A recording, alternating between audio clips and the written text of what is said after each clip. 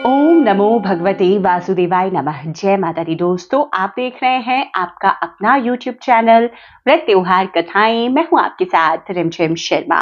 वैशाख मास की कथाएं, जितने भी अध्याय थे पद्म पुराण में वर्णित, स्कंद पुराण में वर्णित, दोस्तों वो सभी अध्याय एक एक कर मैंने आपके साथ पूरे वैशाख मास में शेयर किए हैं। आज इसी कड़ी में वैशाख मास महात्म्य का ये आखिरी अध्याय, आखिरी कथा है, जिसे सभी भक्त प्रेम पूर्वक भगवान श्री हरि विष्णु, माता लक्ष्मी का ध्यान करते हुए जरूर श्रवण कीजिए। तो कथा को आगे बढ़ाती हूँ। राजा ने कहा, सौम्य स्वभाव वाले गुरुदेव, आपने मुझे वह अमृत पिलाया है जिसका आविर्भाव समुद्र से नहीं हुआ है। आपका वचन संसार रूपी रोग का निवारण तथा दुर्व्यसनों से मुक्त करने वाला द्रव्य भिन्न औषध है। आपने कृपा करके मुझे आज इस औषध का पान कराया है। विप्रवर, सत्पुरुषों का समागम मनुष्यों को हर्ष प्रदान करने वाली है, उनके पाप को दूर भगाने वाली तथा जरा मृत्यु का अपहरण करने वाली संजीवनी बूटी है। इस पृथ्वी पर जो जो मनोरथ दुर्लभ माने जाते हैं, वे सब यहाँ साधु पुरुषों के संग से प्राप्त हो जाते हैं। जो पापों का अपहरण करने वाली सत्संग की गंगा में स्नान कर चुका है, उसे दान, तीर्थ सेवन, तपस्या तथा यज्ञ करने की क्या आवश्यकता है। प्रभु, आज के पहले मेरे मन में जो जो भाव उठते थे, वो सब केवल काम सुख के प्रति लोभ उत्पन्न करने वाले थे, परंतु आज आपके दर्शन से तथा वचन सुनने से उनमें विपरीत भाव आ गया है।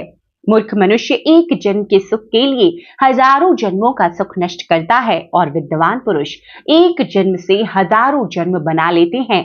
हाय, कितनी खेद की बात है कि मुझ मूर्ख ने अपने मन को सदा काम जनित रस की आस्वादन सुख में ही फंसाए रखने के कारण कभी कुछ भी आत्म कल्याण का कार्य नहीं किया। अहो, मेरे मन का कैसा मोह है, जिससे मैंने स्त्रियों के फेर में पड़कर अपनी आत्मा को घोर विपत्तियों में डाल दिया, जिसका भविष्य अत्यंत दुखमय है तथा जिससे पार पाना बहुत कठिन है। भगवान, आपने स्वतः संतुष्ट होकर अपनी वाणी से आज मुझे मेरी स्थिति का बोध करा दिया। अब उपदेश देकर मेरा उद्धार कीजिए। पूर्व जन्म में मैंने कोई पुण्य किया था जिससे आपने मुझे बोध कराया है। विशेषतः आपके चरणों की धूलि से आज मैं पवित्र हो गया। वक्ताओं में श्रेष्ठ, अब आप मुझे वैशाख मास की विधि बताइए। कश्यप जी बोले, राजन, बुद्धिमान पुरुष को चाहिए कि वह बिना पूछे अथवा अन्याय पूर्वक पूछने पर किसी को उपदेश न दे। लोक में जानते हुए भी जड़वत अनजान की भांति आचरण करे, परंतु विद्वानों, शिष्यों, पुत्रों तथा श्रद्धालु पुरुषों को उनके हित की बात कृपा पूर्वक बिना पूछे भी बतानी चाहिए। राजन, इस समय तुम्हारा मन धर्म में स्थित हुआ है, अतः तुम्हें वैशाख स्नान के उत्तम व्रत का पालन कराऊंगा। तदंतर पुरोहित कश्यप ने राजा महिरथ से वैशाख मास में स्नान, दान और पूजन कराया। शास्त्र में वैशाख स्नान की जैसी विधि उन्होंने देखी थी, उसका पूरा पूरा पालन कराया। राजा महिरथ ने भी गुरु की प्रेरणा से उस समय विधि पूर्वक सब नियमों का पालन किया तथा माधव मास का जो जो विधान उन्होंने बताया, वह सब आदर पूर्वक सुना। उन नृपश्रेष्ठ ने प्रातः काल स्नान करके भक्ति भाव के साथ पाद्य और अर्घ आदि देकर श्रीहरि का पूजन किया तथा नैवेद्य भोग लगाया। यमराज कहते हैं, ब्राह्मण, तत्पश्चात राजा के ऊपर काल की दृष्टि पड़ी। अधिक मात्रा में रति का सेवन करने से उन्हें क्षय का रोग हो गया था, जिससे उनका शरीर अत्यंत दुर्बल हो गया। अंततोगत्वा उनकी मृत्यु हो गई। उस समय मेरे तथा भगवान विष्णु के दूत भी उन्हें लेने पहुंचे। विष्णु दूतों ने, ये राजा धर्मात्मा है, यूं कहकर मेरे सेवकों को डांटा और स्वयं राजा को विमान पर बिठाकर वो वैकुंठ लोक में ले गए। वैशाख मास में प्रातः काल स्नान करने से राजा का पातक नष्ट हो चुका था। भगवान विष्णु के दूत अत्यंत चतुर होते हैं। वे भगवान की आज्ञा के अनुसार राजा महिरथ को नरक के मार्ग से निकट से ले चले। जाते जाते राजा ने नरक में पकाए जाने के कारण घोर चित्कार करने वाले नारकीय जीवों का आर्तनाद सुना। कड़ाह में डालकर औंटाए जाने वाले पापियों का क्रंदन बड़ा भयंकर था।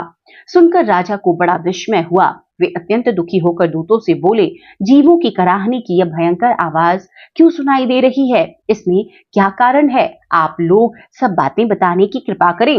विष्णुदूत बोले, जिन प्राणियों ने धर्म की मर्यादा का परित्याग किया वो पापाचारी एवं पुण्यहीन है। वो तामिश्र आदि भयंकर नरकों में डाले गए हैं। पापी मनुष्य प्राण त्याग के पश्चात यमलोक के मार्ग में आकर भयानक दुख भोगते हैं। यमराज के भयंकर दूत उन्हें इधर उधर घसीटते हैं और वो अंधकार में गिर पड़ते हैं। उन्हें आग में जलाया जाता है, उनके शरीर में कांटे चुभोए जाते हैं, उनको आरी से चीरा जाता है तथा वो भूख प्यास से पीड़ित रहते हैं। पीप और रक्त की दुर्गंध के कारण उन्हें बार बार मूर्छा आ जाती है। कहीं वो खौलते हुए तेल में औटाए जाते हैं, कहीं उन पर मूसलों की मार पड़ती है और कहीं तपाए हुए लोहे की शिलाओं पर डालकर उन्हें पकाया जाता है। कहीं वमन, कहीं पीप और कहीं रक्त उन्हें खाने को मिलता है। मुर्दों की दुर्गंध से भरे हुए करोड़ों नरक हैं, जहां शरपत्र वन है, शिलापात के स्थान जहां पापी शिलाओं पर पटके जाते हैं तथा वहां की समतल भूमि भी आग से तपी होती है। इसके सिवा गर्म लोहे के खौलते हुए तेल के, मेदा के तपे हुए स्तंभ के आदि कूट शालमली नाम के भी नरक हैं। छुरे, कांटे, कील और उग्र ज्वाला के कारण शोभ एवं भय उत्पन्न करने वाले बहुत से नरक हैं। कहीं तपी हुई बैतरणी नदी है, कहीं पीप से भरे हुए अनेकों कुंड हैं। इन सब में पृथक पृथक पापियों को डाला जाता है। कुछ नरक ऐसे हैं जो जंगल के रूप में है, वहां के पत्ते तलवार की धार के समान तीखे हैं। नरक ऐसे हैं जो जंगल के रूप में है, वहां के पत्ते तलवार की धार के समान तीखे हैं। इसी से उन्हें असीपत्र वन कहते हैं। वहां प्रवेश करते ही नर नारियों के शरीर कटने और छिलने लगते हैं। कितने ही नरक घोर अंधकार तथा आग की लपटों के कारण अत्यंत दारुण प्रतीत होते हैं। इनमें बार बार यातना भोगने के कारण पापी जीव नाना प्रकार के स्वरों में रोते और विलाप करते हैं। राजन, इस प्रकार ये शास्त्र विरुद्ध कर्म करने वाले पापी जीव कराहते हुए नरक यातना का कष्ट भोग रहे हैं। उन्हीं का यह क्रंदन हो रहा है। सभी प्राणियों को अपने पूर्व कृत कर्मों का भोग भोगना पड़ता है। पराई स्त्री का संग प्रसन्नता के लिए किया जाता है, किंतु वास्तव में वह दुखी देने वाला होता है। 2 घड़ी तक किया हुआ विषय सुख का आस्वादन अनेक कल्पों तक दुख देने वाला होता है। राजन, तुमने वैशाख मास में प्रातः स्नान किया है। उसकी विधि का पालन करने से तुम्हारा शरीर पावन बन गया है। उससे छूकर बहने वाली वायु का स्पर्श पाकर ये क्षण भर के लिए सुखी हो गए हैं। तुम्हारी तेज से इन्हें बड़ी तृप्ति मिल रही है। इसी से अब ये नरकवर्ती जीव कराहना छोड़कर चुप हो गए हैं। पुण्यवानों का नाम भी यदि सुना या उच्चारण किया जाए तो वह सुख का साधक होता है तथा उसे छूकर चलने वाली वायु भी शरीर में लगने पर बड़ा सुख देती है। यमराज कहते हैं, करुणा के सागर राजा महिरथ अद्भुत कर्म करने वाले भगवान श्री विष्णु के दूतों की उपयुक्त बात सुनकर द्रवित हो उठे। निश्चय ही साधु पुरुषों का हृदय मक्खन के समान होता है। जैसे नवनीत आग की आंच पाकर पिघल जाता है, उसी प्रकार साधु पुरुषों का हृदय भी दूसरों के संताप से संतप्त होकर द्रवित हो उठता है। उस समय राजा ने दूतों से कहा। राजा बोले, इन्हें देखकर मुझे बड़ी व्यथा हो रही है। मैं इन व्यथित प्राणियों को छोड़कर जाना नहीं चाहता। मेरी समझ में सबसे बड़ा पापी वही है जो समर्थ होते हुए भी वेदनाग्रस्त जीवों का शोक दूर न कर सके। यदि मेरे शरीर को छूकर बहने वाली वायु के स्पर्श से ये जीव सुखी हुए हैं तो आप लोग मुझे उसी स्थान पर ले चलिए, क्योंकि जो चंदन वृक्ष की भांति दूसरों के ताप दूर करके उन्हें आनंदित करते हैं तथा जो परोपकार के लिए स्वयं कष्ट उठाते हैं, वो ही पुण्यात्मा है। संसार में वो ही संत हैं जो दूसरों के दुखों का नाश करते हैं तथा पीड़ित जीवों की पीड़ा दूर करने के लिए जिन्होंने अपने प्राणों को तिनके के समान निछावर कर दिया। जो मनुष्य सदा दूसरों की भलाई के लिए उद्यत रहते हैं, उन्होंने ही इस पृथ्वी को धारण कर रखा है। जहां सदा अपने मन को ही सुख मिलता है, वह स्वर्ग भी नरक के ही समान है। अतः साधु पुरुष सदा दूसरों के सुख से ही सुखी होते हैं। यहाँ नरक में गिरना अच्छा, प्राणों से वियोग हो जाना भी अच्छा, किंतु पीड़ित जीवों की पीड़ा दूर किए बिना एक क्षण भी सुख भोगना अच्छा नहीं है। दूत बोले, राजन, पापी पुरुष अपने कर्मों का ही फल भोगते हुए भयंकर नरक में पकाए जाते हैं। जिन्होंने दान, होम अथवा पुण्य तीर्थ में स्नान नहीं किया है, मनुष्यों का उपकार तथा कोई उत्तम पुण्य नहीं किया है, यज्ञ, तपस्या और प्रसन्नता पूर्वक भगवान नामों का जप नहीं किया है, वे ही परलोक में आने पर घोर नरकों में पकाए जाते हैं। जिनका शील स्वभाव दूषित है, जो दुराचारी व्यवहार में निंदित, दूसरों की बुराई करने वाले एवं पापी हैं, वे ही नरकों में पड़ते हैं। जो पापी अपने मर्म भेदी वचनों से दूसरों का हृदय विदीर्ण कर डालते हैं तथा जो पराई स्त्रियों के साथ विहार करते हैं, वे नरकों में पकाए जाते हैं। महाभाग भूपाल, आओ अब भगवान के धाम को चलो, तुम पुण्यवान हो। अतः अब तुम्हारा यहाँ ठहरना उचित नहीं है। राजा ने कहा, विष्णुदूतगण, यदि मैं पुण्यात्मा हूँ तो इस महाभयंकर यातना मार्ग में कैसे लाया गया? मैंने कौन सा पाप किया है तथा किस पुण्य के प्रभाव से मैं विष्णु धाम को जाऊंगा? आप लोग मेरे इस संशय का निवारण करें। दूत बोले, राजन, तुम्हारा मन काम के अधीन हो रहा था, इसीलिए तुमने कोई पुण्य यज्ञानुष्ठान अथवा यज्ञाविशिष्ट अन्न का भोजन नहीं किया, इसीलिए तुम्हें इस मार्ग से लाया गया है। किंतु लगातार 3 वर्षों तक तुमने अपने गुरु की प्रेरणा से वैशाख मास में विधि पूर्व प्रातः स्नान किया है तथा महापापों और अति पापों की राशि का विनाश करने वाले भक्त वत्सल विशेश्वर भगवान मधुसूदन की भक्ति पूर्वक पूजा की है। यह सब पुण्यों का सार है। केवल इस एक पुण्य से ही तुम देवताओं द्वारा पूजित होकर श्री विष्णु धाम को ले जाए जा रहे हो। नरेश्वर, जैसे एक चिंगारी पड़ जाने से तिनकों की राशि भस्म हो जाती है, उसी प्रकार वैशाख मास में प्रातः स्नान करने से पाप राशि का विनाश हो जाता है। जो वैशाख मास में शास्त्रोक्त नियमों से युक्त होकर स्नान करता है, वह हरि भक्त पुरुष अति पापों के समूह से छुटकारा पाकर विष्णु पद को प्राप्त होता है।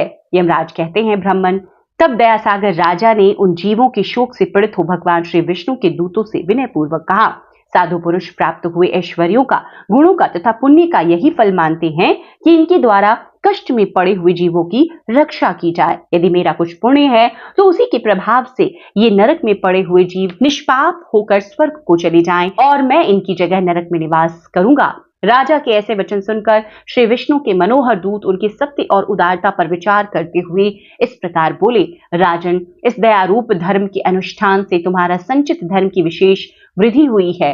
तुमने वैशाख मास में जो स्नान, दान, जप, होम, तप तथा देव पूजन आदि कर्म किए हैं, वे अक्षय फल देने वाले हो गए।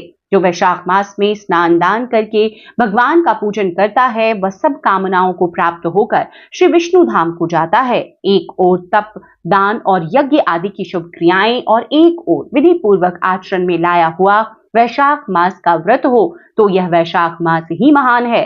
राजन, वैशाख मास के एक दिन का जो भी पुण्य है वह तुम्हारे लिए सब दानों से बढ़कर है।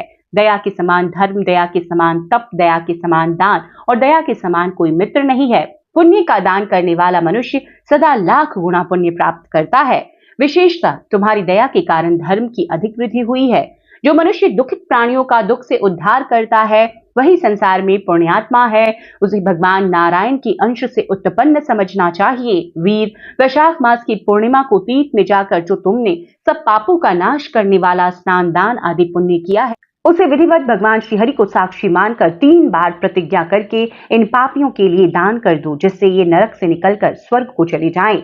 हमारा तो ऐसा विश्वास है कि पीड़ित जंतुओं को शांति प्रदान करने से जो आनंद मिलता है, उसे मनुष्य स्वर्ग और मोक्ष में भी नहीं पा सकता। सौम्य, तुम्हारी बुद्धि दया एवं दान में दृढ़ है, इसे देखकर हम लोगों को भी उत्साह होता है। राजन, यदि तुम्हें अच्छा जान पड़े तो अब बिना विलंब किए इन्हें वह पुण्य प्रदान करो जो नरक यातना के दुख को दग्ध करने वाला है।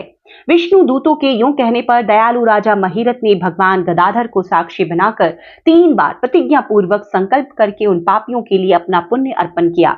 वैशाख मास के एक दिन के ही पुण्य का दान करने पर वो सभी जीव यम यातना के दुख से मुक्त हो गए। फिर अत्यंत हर्ष में भरकर विश्रेष्ठ विमान पर आरूढ़ होकर और राजा की प्रशंसा करते हुए उन्हें प्रणाम करके स्वर्ग को चले गए।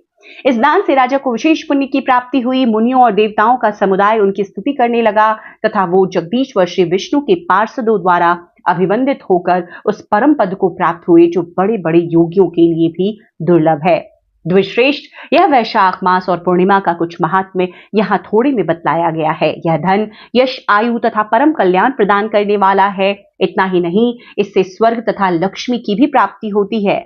यह प्रशंसनीय महात्म्य अंतकरण को शुद्ध करने वाला और पापों को धो डालने वाला है। माधव मास का यह महात्म्य भगवान माधव को अति प्रिय है। राजा महिरथ का चरित्र, हम दोनों का मनोरम संवाद सुनने, पढ़ने तथा विधि पूर्वक अनुमोदन करने से मनुष्य को भगवान की भक्ति प्राप्ति होती है, जिससे समस्त कलेशों का नाश हो जाता है। सूत जी कहते हैं कि धर्मराज की यह बात सुनकर वह ब्राह्मण उन्हें प्रणाम करके चला गया। उससे भूतल पर प्रतिवर्ष स्वयं को वैशाख स्नान की विधि का पालन किया, दूसरों से भी कराया। यह ब्राह्मण और यम का संवाद मैंने आप लोगों से वैशाख मास के पुण्यमय स्नान के प्रसंग में सुनाया है। जो एक चित्त होकर वैशाख मास के महात्म्य का श्रवण करता है, वह सब पापों से मुक्त होकर विष्णु के परम पद को प्राप्त होता है। पद्म पुराण अंतर्गत वैशाख महात्म्य संपूर्ण। तो इस प्रकार पद्म पुराण के अंतर्गत वैशाख मास का जो महात्म्य दिया गया है आज इस कथा इस अध्याय के साथ संपूर्ण होता है। उम्मीद करती हूँ आप सभी ने प्रेम पूर्वक पूरे वैशाख मास में इन अध्यायों को इन कथाओं का श्रवण किया है और पुण्य फलों की प्राप्ति की है। अगर वीडियोस पसंद आए हो, कथाएं अच्छी लगी हो तो लाइक जरूर कीजिए। इसी तरह की कथाओं के लिए आपके अपने YouTube चैनल व्रत त्योहार कथाएं पर लगातार बने रहें। आगे भी मैं आपके साथ मास महात्म्य की कथाएं शेयर करती रहूंगी, उन कथाओं का भी श्रवण जरूर कीजिए। नोटिफिकेशन के लिए बेल बटन जरूर प्रेस कर दीजिए ताकि आगे भी जब भी मैं कोई वीडियो शेयर करूं उसकी नोटिफिकेशन आपको सही समय पर प्राप्त हो सके। वीडियो देखने के लिए बहुत बहुत शुक्रिया। जय श्री हरि विष्णु, जय माता लक्ष्मी।